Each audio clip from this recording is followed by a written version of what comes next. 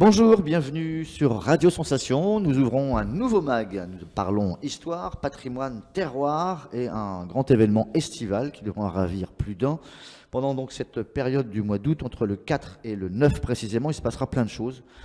Si vous avez suivi nos aventures, vous le savez sans doute, le 950e anniversaire de la conquête de l'Angleterre par Guillaume le Conquérant sera célébré un peu partout dans la région, on ne dit plus en Basse, mais en Normandie, précisément sur le Calvados, en grande partie, sur son littoral, entre la côte Fleurie et la côte d'Albâtre, un tout petit peu dans le Pays d'Auge, etc. On y reviendra avec James Vollet, qui est l'un de nos invités. Bonjour. Bonjour.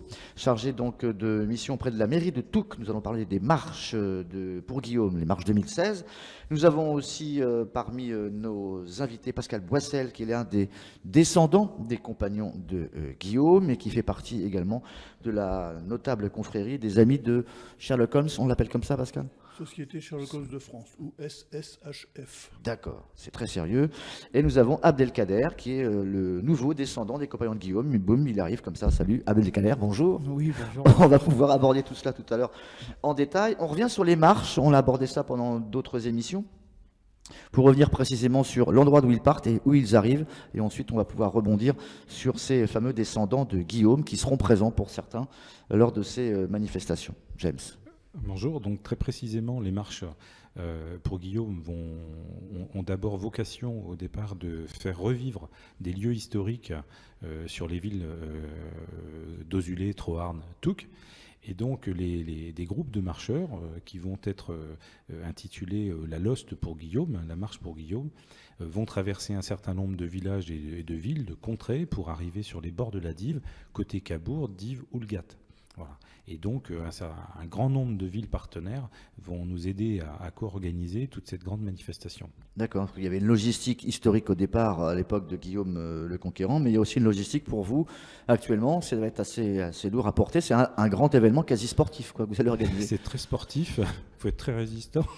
Et pour le cas, ça fait vraiment rebondir tout ce qu'on dit depuis tout de suite sur la démarche de Guillaume, d'avoir impacté tout un territoire immense, d'avoir réussi le tour de force à faire venir bon nombre de personnes, des milliers de personnes autour de lui pour créer cette armada-là. C'était vraiment très sportif. En ce qui concerne la collaboration des villes satellites autour de Touques, d'Ozulé et Troarn, ça s'est traduit comment et comment ça va justement se voir sur le terrain ? Ça se traduit par au moins deux facteurs qui sont le premier, la sécurité, parce que c'est vraiment quelque chose qu'on veut amener à tous les randonneurs et tous les pèlerins de venir en toute sécurité, en famille. Et donc la deuxième chose, c'est vraiment les animations autour de l'hospitalier, voilà, du pèlerin qui arrive sur chaque ville, le côté hospitalier et l'animation au travers du pèlerinage de sites historiques. Et je prendrai pour exemple Saint-Arnoux, par exemple, premier site cluniésien en France, avant Cluny. Et donc, il va y avoir des animations autour de la crypte, parce qu'il y a encore une belle crypte à Saint-Arnoux. Et puis, donc plein d'animations avec des associations médiévistes. Saint-Arnoux, entre Deauville et tout à fait. C'est tout petit à côté. Voilà. C'est tout petit, mais donc il y a un patrimoine historique. Et après, ça fait non négligeable. Tourgéville, Saint-Pierre-Ardif, Vauville, enfin, il y a bon nombre de villes. Donc on va s'apercevoir, juste pour faire la parenthèse avant de passer la main à nos autres invités, qu'il n'y a pas qu'un patrimoine équin, chevalin, et qu'on ne fait pas que de la voile et du cheval sur ce territoire-là. Et c'est notamment pour cela que le tourisme va devenir maintenant médiéval et historique, et là, ça va être démontré. Tout à fait. Et en plus, c'est une démarche régionale, d'amener sur du tourisme historique. Combien de communes, comme ça, vite fait, qui participent ? Une quarantaine Calvados, sont impactées vraiment pour les marches, entre 40 et 50 villes. Ok. Troarn, donc ça va partir aussi dans le dessous de falaise ? Troarn, voilà, il y a 2 marches qui partent. Bien sûr, tout ce qui est au sud de Troarn, toutes les villes qui veulent participer amènent des groupes de marcheurs sur les... On ne pourrait pas se faire engueuler par ceux qui sont de falaise qui disent bah, nous on a un château, Guillaume, mais ils partent pas de chez nous. Non, ils partent de partout. Ils partent de partout. Viennent, voilà. Donc les descendants et les compagnons justement seront présents pour certains, puisqu'ils ont répondu à votre appel. Pas tous. On parlait de 800 peut-être, mais plus ça va, plus il y en a qu'on trouve. On ouvre une porte, il y en a un nouveau. On va en découvrir un tout à l'heure. Tous ne pouvaient pas venir puisqu'ils étaient environ 8000 compagnons avec Guillaume en 1066. Par contre, nous avons pu réunir environ 450 descendants, dont beaucoup ont des preuves écrites pas tous, puisque en 38 générations, soit 950 ans, beaucoup de traces se sont perdues. Mais on a retrouvé une ferveur par rapport à cet événement qui nous est le gage d'une authenticité. Dans ces compagnons-là, il y en a qui étaient très proches de Guillaume, on sait si historiquement parlant... Il y en a qui descendaient de la famille de Guillaume et même de Rollon. On a des descendants directs de Guillaume et de Rollon. Qui seront présents ? Qui seront présents. D'accord. Et qui défileront dans la ville, porteurs d'un oriflamme à leurs armes, marqués à leurs armes.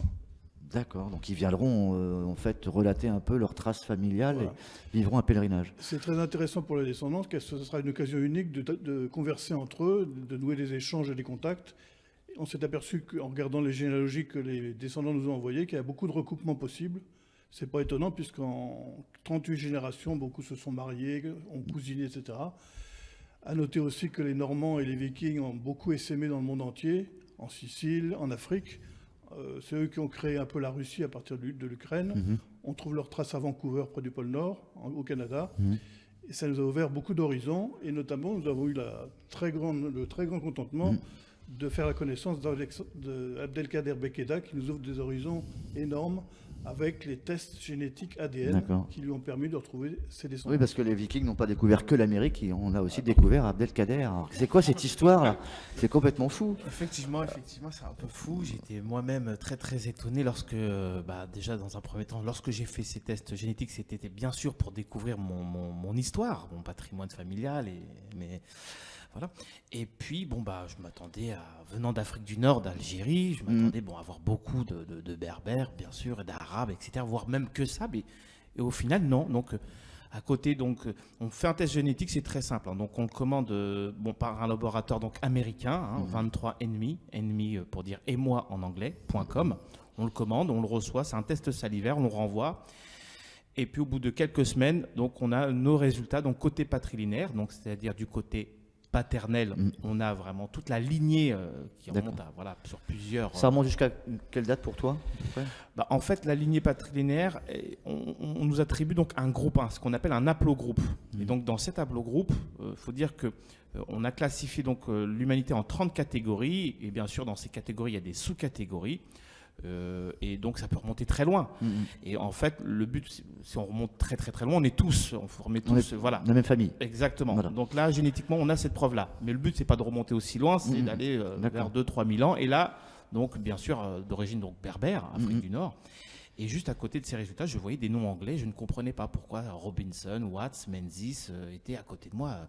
Etc. Et donc, au final, après recherche, il s'avérait que ces personnes d'origine anglaise, écossaise et irlandaise provenaient d'Afrique du Nord.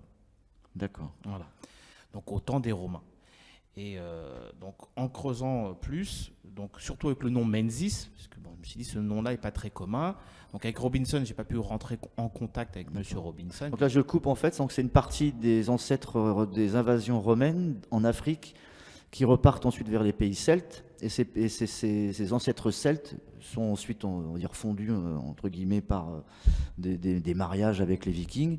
Et on arrive jusqu'à Voilà, exactement. Donc c'est ça, en fait, des personnes d'Afrique du Nord qui sont montées en France, qui ont fait souche et qui ensuite ont constitué des familles, des noblesses et qui ont ensuite... Alors, comment il s'appelle le gars qui a été avec Guillaume ? Gauthier de Tyrel. Ça te va bien, ça ? Voilà. Abdelkader de Tyrel. Donc c'était un véritable compagnon, il a fait partie, on a une trace... Exactement, on a donc, j'ai pu rentrer en contact avec un des descendants écossais de Gauthier de Tyrel. Tu lui as envoyé un mail avant ? Bien sûr. Il dit accroche-toi, tu vas voir. Je suis ton cousin.